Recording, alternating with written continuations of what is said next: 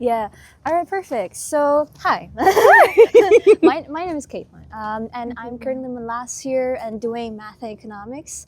And so today we're having you to join our podcast session. And please introduce yourself. You can include your background study at U of T and where you're currently working at. Yeah, of course. So, hi, Caitlin. Thank you for having me. So, my name is Alyssa Nurse. I am a graduate of the University of Toronto. I did a double major in economics and political science. And currently, I work at CIBC Mellon as a IPA specialist. So, CIBC Mellon in general is an asset servicing company, and we provide a variety of different services to our financial clients. That's nice. Yeah. Let's hear about your career first. So, can you describe your career path and how you landed your current job? And did you do any internship during your undergrad as well? That's a really good question. So, the way I landed my current position at CIBC Mellon, I did intern there when I was back in 2022. I interned I was a financial reporting analyst there. And after I graduated in 2023, I was doing, job search. I was looking, to work at different companies. And in 2024, I ended up reaching out to the HR team at CIBC Mellon, and I was asking about positions that they had available. And so I was able to set something up with the HR team there, and there was openings, and I applied and I got through. So that's a bit of a link there.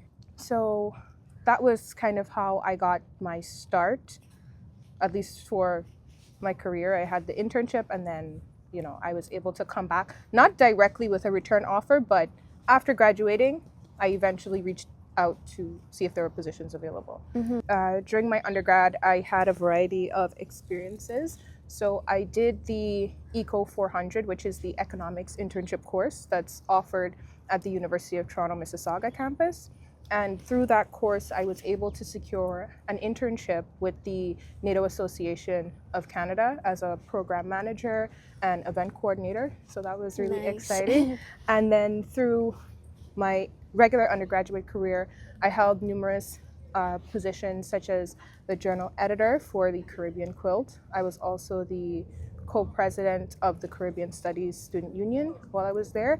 And then I also did some more journal editing for the University of Toronto Mississauga. There's a ISP 100 course that they offer, which is a creative writing course.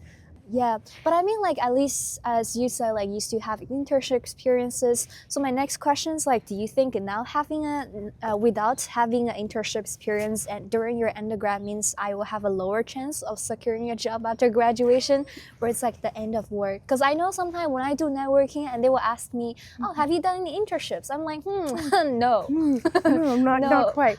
So Yeah. I definitely want to assure everyone that, whether or not you have an internship, it's not a make or break situation. So you can take a deep breath out and exhale, you will be okay.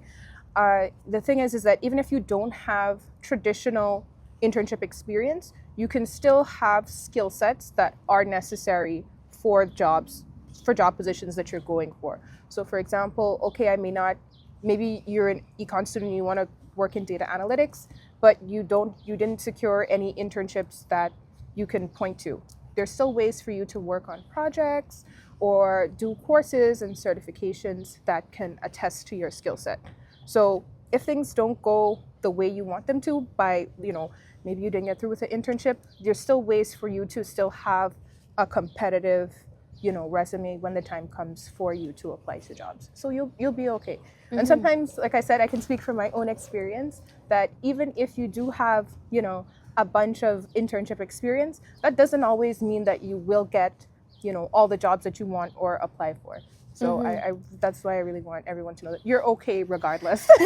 Yeah, I feel if you want to apply for jobs, the course appearance is also good. Sometimes they have projects. Exactly, and I think that's so important because certain courses will have you do things that you can count as project experience and present to potential employers. I actually have experience. in Yeah, this I skill. feel, yeah, I kind of talked with someone before, like during networking, and they said no matter where you will have experience, and everybody will have experience, but it's more like what's your takeaway from this experience? What's your skills? What skills you learn from this? Exactly what differentiates you from Yeah, what everyone else. differentiate you? Yeah, you Yeah. have the experience, but someone don't have, and then because like nowadays, I kind of just talk about like I'm jumping around. No, that's fine. Yeah, but like I mean, you have done many like extracurricular experiences in your undergrad. I have done some, and then many other have done some, and then sometimes it's hard to differentiate myself from the others. You know, like when they also being some events director or And they something, also have- marketing, and I also have, so I cannot really distinguish myself from like them. even within like all of the varieties of experiences that you do have. Yeah, I know that's the tricky part, because you think that by doing all of these like different experiences that that they'd set you apart, but also too, I think it's important to remember that, especially when you are in positions like where you're interviewing with someone, for example, like the way that you sell yourself and sell the experiences that you have is also, that adds credence to your application, whether you want to or not, because we could have the exact same position, resume, like everything for the most part, but when the time comes, who is able to interview better, who can sell themselves more, so who can speak to their skill set. So there's a lot more that goes into it than just like, okay, I have this, I have that. You're still a person, you're still so everyone is still unique in their own way, even if you have the same fundamental qualifications as most people that are also going up for the position. That's true. Yeah, that's a very good point. Yeah, and back to your work again. I mentioned you're like specialist, IPA specialist, and I'm kind of confused or like now understand this position. And so like, can you tell us more about your role as an IPA, and then what does IPA stand for, and then what kind of people usually work in this role, and how would I know if a company offers like IPA position where it's a common role? Yeah, so basically IPA stands for Institutional and Pension Accounting, so that's the formal title. And at CIBC Mellon specifically, we provide daily and monthly accounting services and administration to institutional clients and pension companies as well. So I think that's the simplest way to put it. And some of the clients that we do have are pension plans, corporate entities, charitable organizations, things like that. The position is, I'd say at CIBC Mellon, or pretty much like asset servicing providers, they would have a role known as IPA. So it's not as common, like if you search it up or if you like go on LinkedIn and type IPA, most likely like CIBC Mellon or any other asset servicing company, it would come up. So it's not, what is a bit more transferable might be the skill set. So, and that's the other thing too that I wanted to mention as well. Position titles don't always, tell you everything or let you know all the skills that would be necessary for the role. So typically, I would definitely say if the company is, asset. I mean, the best thing to do, regardless, if you have any inquiry about any position or type of position, is to email the HR team. So regardless, like if it isn't like there on the company website or if it isn't there in careers, it's a good idea to just reach out to the HR and get a better understanding of the nature and the types of roles. So it might not necessarily be IPA specifically, but it could be a role that is adjacent or has similar skill sets that are required. So if you don't know, it's okay to just reach out and ask. Yeah, because you have been as a PA specialist for like about 10 months. Yeah. And then so some of your coworkers might also hold similar positions. So like from your experience, like what kind of people like usually work in this role? Yeah, so I think one of the things is that people have a variety of experiences and skill sets. So some people have formal experience in banking. So some people have banking backgrounds. Some people were accountants, so they work in accounting. Some of them are looking to get their CPAs eventually. And then, they have people like me who have an economics background. And even though the role is a bit more accounting oriented, the skill set that I learned from having an econ degree has like helped my ability to, learn the role as I progress. How do you think like I know like actually one of the ties with my story, like one day my dad just wake up and say, Caitlin, I think you can work for a bank. I think your degree is perfect for a banking experience. I'm like, I don't know about that. So I know like some economic graduates, they probably go with finance or like go with like kind of financial services. Yeah. And then how do you think like what we have learned so far from school like actually help us navigating this role, or like even when we apply? Because for me, when I apply for some finance analyst, I'm not 100% confident of like whether I have enough skills for that or not, or like I'm capable of doing it. Yeah, so that's such a good question, and it's really important. And I think one of the important things to remember is that by being an econ student, especially at a school like U of T, never underestimate your ability to learn as you go and learn as you progress. The same way you start a course and you have no idea like what's going on in the beginning, but by the end of it you have a pretty good understanding of what's going on. That's how I 100% approach any new job or any new role that you take on. So one of the skill sets that I think helped me a lot during my econ degree, well, of course, there's basic things like time management, but also the way in which I go about trying to solve problems. I try things out on my own, and then of course when I get to the point or place where I really don't know what I'm doing, then of course I reach out for help, the same way you would reach out to a professor or a TA if you don't understand what's going on in a course. So it might not necessarily be like, oh, I took this course and this course gave me the knowledge to do the role, but rather it's more so by like going through the process of getting your degree, the additional skills that you don't directly realize that you acquire, they actually play a role, especially as you navigate a new role or position. So it's not always what you think right away, but yeah. And again, you're more than smart, you're more than capable of taking on any new role or position. And I don't want students or anyone in the process of applying for jobs, never count yourself out when it comes to experience level. You can learn anything. Yeah, I also think like some people will say, oh, you're probably not going to take away too much from the taking courses. I do agree, because like when you do it for purpose, no matter it's like compulsory, you have to do it or not. Oh yeah, the mandatory course. Yeah, the mandatory one, you got no choice. Yeah, you have no choice. It's just like, I guess we're doing this. Yeah, but like I believe for 300 or 400 level courses for any subject, you have an option to choose. And sometimes when you're like, oh, I'm interested in finance, maybe I can take a like financial economics course, and then you might have a high hope for it, but it might just like, you can think about, oh, I open this door for myself. I might not learn as much as I can as a finance analyst in a company, but it opens a door for me, and then I'm, like you said, capable of keep learning and then interest of it. Exactly, and I think that's so important. And yeah, like one of the beautiful things about the econ department at U of T is that just because you did an econ degree doesn't necessarily mean you have to go into finance. Like there's so many other pathways, and I really encourage everyone to try different courses and see what niche or which sector within economics appeals to you. Yeah, that's right. Yeah, and the next question is kind of like going back to the firm again.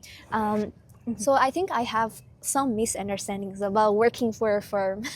Like for example, I worry about like feeling controlled, or like not being able to choose my own subjects or projects. And then like, what do you think are some like key principles about working in a firm? And are this like my concerns are like valid or not really? No. That's a really good question, and I think that it's very important that you understand your work style and what you like and what you don't like, especially as you approach working for somewhere. So I think when it comes to things that you should, that are important, definitely, knowledge and skill set acquisition. So just your ability to learn the role and being able to do your role well, that's very important. Things like collaboration and communication with the people that you work with, that's also another aspect that I think is very important. And then also understanding the firm, how it works, and then what your role is within the firm. So I think that gives you a better understanding, of how everything functions, and it can kind of help you understand why certain, procedures or principles, or why things might be a little bit more the way they are. So I think that that's like the first part I would say. And then when it comes to, the idea of, control, or just having more autonomy in what you want to do, I think that that very much ties into the type of firm that you work for.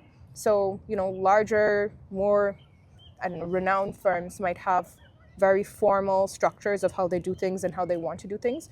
But I would definitely encourage you to express, your interests in having the ability to work independently or still do things on your own. So for example, like there are side projects oftentimes, even within firms, that they're working on that might still be separate, well, not separate, but still related to your role, that you can volunteer to work on, where you can take on your own responsibility, work independently, come back and present your ideas. So there are ways to, still get to experience the type of work structure that you like, but I would definitely encourage you to express that to your manager or your supervisor. And also, even when like I'm interviewing at firms and places, the questions that I ask will help give me an idea of, okay, like what's the structure like when it comes to reporting? Do I take on responsibility and then work on my own and then come back and report, or is everything going to be group based? So sometimes it's good, like if you're interviewing, just as a good question to just get an idea ahead of time what you could be getting into. Yeah, that's a very good point. Like you still have your own working style, Yeah. like completely, like you choose the thing you do. And it's not like when you go into this firm, you only get this certain sub projects. Yeah. But you always can do more. There's always more you can do. And yeah, so that's why I really think it's good to advocate for yourself and express your interest in doing that. That's right, yeah. And then my next question, like, because you graduated from 2023, so it's like very recent, I'll say. What do you think like are like a few key things we should consider when applying for jobs? Like for me, sometimes I'll like, should we prioritize the firm, the salary, the working culture, the location, or like should I be careful more about the self-development opportunities? What do you think some principles of like looking for all those like job applications? Yeah, so I think that that's such a really good question. And the first thing that I want to say is that all of those, factors that you mentioned are very important. And I think for this question in particular, it's very personal. So depending on who you are and what your circumstances and situation is, that will indicate how high or how low some of these factors weigh on, like, just your hierarchy of desires. So for example, if someone is living at home with their parents, then salary might not be as big of a factor as someone who's living on their own or living with roommates and has to pay things like rent or groceries and things like that. So what I would always recommend to do is to write down in order of what is the most important to you, and then you can kind of take it from there. Another consideration as well is to take into account duration, because for example, certain things become less important as time goes on. So for example, for me, when I was initially applying, I was only looking for jobs in Econ. I only wanted positions that were downtown Toronto. I only wanted positions that were remote, well, not remote, but hybrid. There's a few days in office, but Yeah. And as time went on and I was not necessarily seeing, the outcomes or the job offers or the interviews for those types of positions, then I was like, okay, well, maybe I should also consider, the GTA, and maybe I should consider jobs that have a bit more time in office and less remote. So I think I don't want anyone to get too worked up or overly stressed out, but I think really just assessing your circumstances and seeing like what's the most important for you and going from there, and keeping in mind that it will be subject to change. So there isn't like another one that is like, I would say the most important is also the work culture, and how everyone, because at the end of the day, like regardless of how much they pay you or how far you have to go, are you comfortable in the environment that you're working with and the coworkers that you have, and you're not going to work and feeling overly stressed and overworked. So yeah, that is probably one of the more important ones, and then the other factors, you can kind of see how they rank based on your situation. Yeah, that's a very good considerations. Like you list the pros and cons, your Pros and priorities. cons, yeah. What's important Yeah. to you? Like, Also, like I think it also helps when they actually go into interview stage. Like yes, you can be more confident. Say, well, I based on my couple like principles, and I chose to apply for this job, and I'm confident and about this. exactly. So that's also helpful, I think. Yeah, that helps answer that question. Why did you choose to apply at this company? By really Yeah. making sure that you know yourself and know your priorities and what you want. That helps Yeah. sell the story of you. I think working culture is also important. So my next question kind of like jump back into the campus, like undergrad. So like, do you think anything you did during your undergrad has helped you in your current role or navigating your career? Yeah, so definitely having a variety of experiences gave me a diverse skill set. So, for example, things like doing the journal editing, that really enhanced my attention to detail. Doing like co-president and event coordinating positions, that really helped my ability to communicate with others in terms of just leadership, responsibility, how I organize and time manage. I mean, you time manage, yes, like when you're just a student, but I think by having those additional experiences, like it's something that's like always ongoing. So even if I finish all my courses or I didn't have anything pending, like there was always something to do for any of the other experiences that I had. So definitely that has helped me in terms of my career. Those are good points. Also, like I think as you said earlier, like in your work you can still volunteer a lot of things. That Yes. kind of reflect to who you are in your undergrad. You're always the one who want to be, doing something Multiple- new, multiple things at the same Yeah. time. You kind of like sometimes might be bored of doing one thing. No, and oh my gosh, I'm so happy that you brought that Yeah. up, because that was something that I came to the realization of actually just like maybe it was like a month or two ago. Yeah. Because I was just like, one of the things that I really valued about undergrad was having all of those diversified interests. And one of the ways that I found, even though I'm working now, is by getting involved with, like most, firms have subcommittees or organizations within the organization that are, oriented in doing, CSR. So, volunteering events and ways of just giving back to the community. So there are other ways to get engaged and be involved in outside of just what you're there to do, Yeah, that also reflect who you are. Like, yeah. Yeah. I know sometimes the firm, they have representatives to go to some networking, things as well too. which So is yeah. nice. So yeah, all of those things are, again, once you indicate your interest in doing, like Yeah. they're there. You just have to find them. Yeah, I know, like also kind of ties with your experience as well, but like in general, people or students would like to take more leadership roles. Like U of T right now, they have U of T Leadership Award, and they have like some excellence award. I don't know Excellence the title. awards, yeah. Yeah, which is crazy. And so like when you held leadership roles such as like being editorial positions, president, and what do you think your main takeaways was? Like also, what were your intentions going to these roles? So I think one of the reasons that I got into all of, the co-curricular activities was because U of T, especially the downtown campus, is so big and it's really vast. And I was really looking for avenues or just different ways that I could feel a sense of community on campus. So I was just looking for things that would either interest me or things that I was familiar with that I could make myself involved with. So for example, the Caribbean Studies Student Union, my background, I'm from Guyana and I was born in Barbados, so I have that Caribbean background. So it was very important for me to still find other people on campus who shared that cultural identity and background. So I went out of my way to go and find that. I got involved as a commuter don at Victoria College because that was my college, but I wanted to have other ways to still feel like I was a part of student life. And I didn't live on campus, but by being involved in stuff like being a commuter don or the Arts and Culture Commissioner for VUSAC, I was able to still feel very much a part of the campus.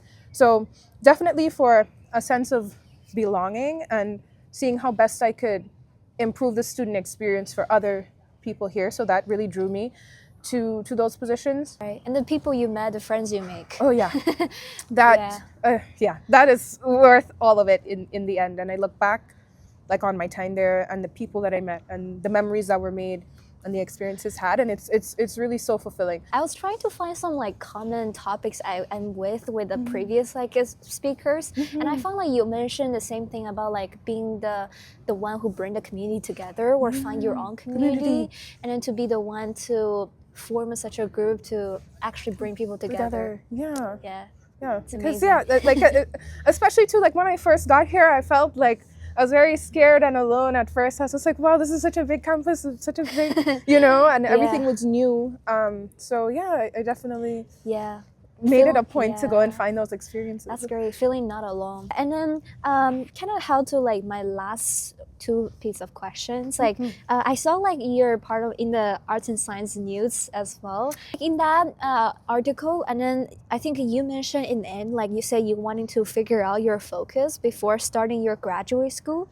And so just kind of curious, like within this 10 months, I know it's still like, I mean, since your graduate is like 2023, probably like within 2 years. And then just curious, like, do you feel like you gain more clarity or direction since then? Yeah, so I think in some ways, yes, and in some ways, no. Yeah. So in terms of clarity, I think I definitely want to explore the combination of my 2 degrees, so economics and political science. And like I said, I did have an interest in development economics. I think that, especially in my 4th year, I was really enjoying those courses. I said, like, this is kind of the field that I would still be interested in exploring. And one of the ways that helped me a lot as well was networking and just getting, firsthand information from people in the industry, like what their experience has been. As well as I attended some graduate fairs. So that's also, I would recommend anyone who isn't too sure. You get to speak to the schools directly and, get a better understanding of how they run their programs. I'm still undecided in terms of like locations for graduate school. Like, I don't know if I'll stay in Canada. I'm still exploring like Europe as well as a potential option. So that part I'm still not too certain about. But yeah, I think I still want to pursue development economics. But like I said, in any position that you have or any form of work experience, there's still knowledge and skill sets that never really will leave you. So you have the control in your hand. Yeah. Yeah, that's great. Yeah, and then the last piece is kind of about the advice. Yeah. So yeah, as a senior, so finally, like what advice would you give to current students, especially those economic majors who are looking for a job? So this advice like targets for those like me, upcoming graduates. So definitely for 4th year students, I would definitely recommend that you should definitely prioritize job applications. I think from my experience, I waited after I graduated to really get on my grind in terms of job applications. I think you're in a good position, especially like in the start of 4th year or while you're still during the course of your studies. It doesn't have to be anything too intense, but still have that, as something that is a priority. You might not have as heavy of a course load, so you might have a bit more free time. So definitely use that to utilize like the resources that are on campus. We do have like resume reviewing services. We do have cover letter review services. There are networking events that do happen. So I would definitely recommend students to be proactive. And you never know like what the nature of the job market is going to be when you graduate. So I really wouldn't recommend you take that for granted. And also if you had any previous internship experience and you're still in 4th year, it could be worth reaching out to those firms to inquire if they have any positions available as well. That's something that I would recommend. This is just in terms of job search. Like, make it a priority, like don't put it off. Yeah. And then, use any resources that are available to you on campus. Yeah. Sure. Yeah, I love your answer, but I also want to add on more, like No, as please. a current like As a job current student, searcher. Yeah, I feel like I started to look for jobs like in my like third year as well, but like I don't have that rush of feeling. Yeah. And then I started to look for job like since September or October. Oh, that's good. Even though I don't have some good news, but I feel like through applying jobs, it makes me want to know the firms more. Like if I apply for this firm, I definitely want to see if they have some networking event or like some opportunities. like any just like guest speaker events. I want to go there, and then even though I made my decision like, so either they don't want me or I don't want them. So like I feel through applying for jobs, like you certainly know yourself better. Exactly. And then through like receiving rejections is not a bad thing. And then you receive rejections, you put yourself in the realistic shoes. Exactly. Like some of my friends right now, they started to go to networking or apply jobs. That kind of like a little bit giving them a rush feelings. Yeah. But if you started early, and then you have the time to still like it's more about mentality. I feel like the mentality. It's not about your skills. I even feel like sometimes when you are like you're confident as well. Yeah. So it's about mentality, about your confidence, about yourself, and then because I always want to see my values are like I don't know what's my values.